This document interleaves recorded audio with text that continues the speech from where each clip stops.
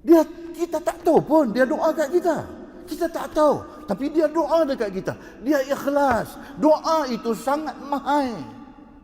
Adakah kawan-kawan macam ni dekat kita? Itu kita tanya. Kita ada 5 orang kawan, kita ada 10 orang kawan, kita ada 50 orang kawan, kita ada 500 orang kawan. Kita ada 3,000 orang friends dalam Facebook. Adakah daripada bilangan itu seorang yang pernah bangkit masa tahajud teringat nak doa kat kita? Kalau ada, kita manusia yang paling beruntung di atas dunia ni. Dan orang yang doa tu juga tidak rugi. Pasal apa? Pasal Nabi SAW kata, Allah Subhanahu Wa Taala jadikan satu malaikat.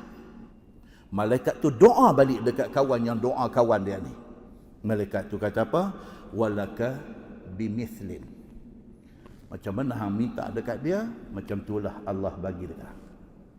Doa kepada hang pun sama macam yang hang doa dekat kawan hang secara ikhlas tadi.